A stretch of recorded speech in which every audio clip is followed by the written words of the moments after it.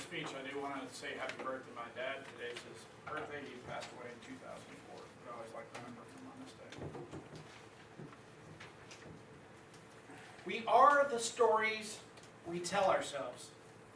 Whether it be about family, nationality, culture, religion, who we are and how we think is wrapped in the fragile stories we tell to others, the stories we hear from others, the stories we watch and read, and the internal stories that play in our heads when no one is telling a story to us at all.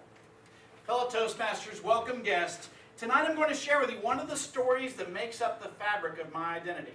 It's a story that, for those of you who are Americans, impacts us in ways both great and small every time we hear those familiar chords of our national anthem, whether it be at a sporting event or some other special occasion. I'm of course referring to the story of the Star-Spangled Banner. Before I go into it, I'd like to share some fun facts about our anthem. Did you know, Jay, that the Star-Spangled Banner did not become our national anthem until 1931? It was endorsed by famous composer John Philip Sousa, and in March of that year, Herbert Hoover signed the law making the song officially the anthem of the United States. The original poem was written by Francis Scott Key and is called The Defense of Fort McHenry. However, the tune is a popular British drinking song of the day called the Anacreontic Song, written by John Stafford Smith. So our national anthem was actually written by a Brit. It has a 1.5 octave range, which makes it notoriously difficult to sing. So what is it that makes the Star-Spangled Banner remarkable? Why have so many people found it compelling? I'll tell you something. I get goosebumps every time it's played. And I mean every time. The hair will stick up on end. So why do I find it so compelling? I'm going to cover 3 aspects of our national anthem which make it special for me.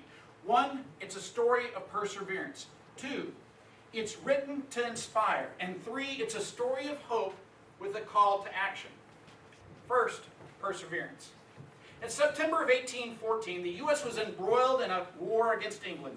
The English were occupied with containing Napoleonic ambitions in Europe, but once that was finished, the might of the British Armada arrived in force. On August 24th, the English invaded Washington, D.C., burned all public buildings to the ground, including the White House and the U.S. Capitol building, and then left. Shortly thereafter, Francis Scott Key was sent to the British flag under a flag of truce by President James Madison to secure an exchange of prisoners captured during this invasion. What they didn't realize is that the fleet was on their way to Baltimore to burn that city to the ground as well. The British admiral invited Key to dinner, made sure Key heard of the military plans to invade Baltimore, and then held him captive until after the battle, using that as an excuse, even though Key had arrived under a flag of truce. The only thing that stood in the way of the British fleet was Fort McHenry. What's important to understand about the defense of Fort McHenry is that the British naval guns were larger and more powerful than the cannons possessed by the American fort. Therefore, the British could stand back at range, firing at will, and the Americans could do nothing in return. However, if the Americans didn't withstand the attack and either surrendered or left their post, the British would have free rein to do to Baltimore what they had already done to Washington, D.C.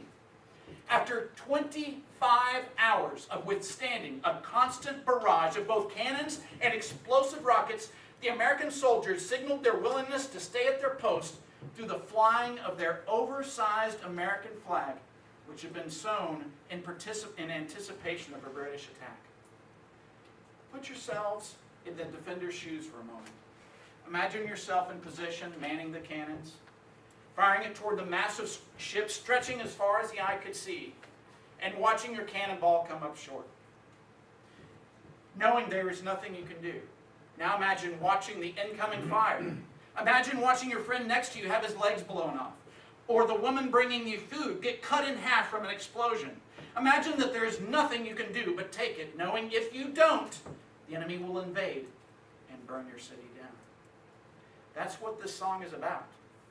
Second, inspiration. One of the many ironies for me about this song is that Francis Scott Key was held in part to witness the might of the British Navy. The admirals felt confident about their success. They intended to teach the Americans a lesson. They intended, and they held Key so he could pass on the feeling of helplessness to the president and the other American leaders from his perch aboard a British war vessel. What occurred instead is that Key watched as the flag flew against the dusk.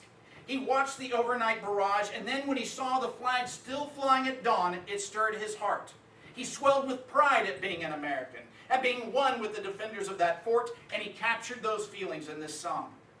Think of the helplessness of the defender in the fort, the helplessness of Francis Scott Key watching on from a British naval vessel, not being able to do anything as the British continued their attack, and yet they wouldn't give up. Or the ramparts of the British ship as the flag was so gallantly streaming. The third is Key's expression of hope in our call to action. Oh, say does that star-spangled banner yet wave o'er the land of the free and the home of the brave? Does it? Do we persevere as Americans and display that perseverance to others? Do we inspire one another and provide inspiration to those around us and around the world? Do we continue to be the land of the free and the home of the brave? To me, this is what this song is about. I feel like we do persevere. I feel like we do inspire. And I feel like we continue to be the land of the brave and the home of the free. And those feelings are echoed in me every single time I hear this song. Oh, say, can you see by the dawn's early light what so proudly we hailed by the twilight's last gleaming, whose broad stripes and bright stars through the perilous fight o'er the ramparts we watched were so gallantly streaming, and the rocket's red glare, the bombs bursting in air, gave proof through the night that our flag was still there.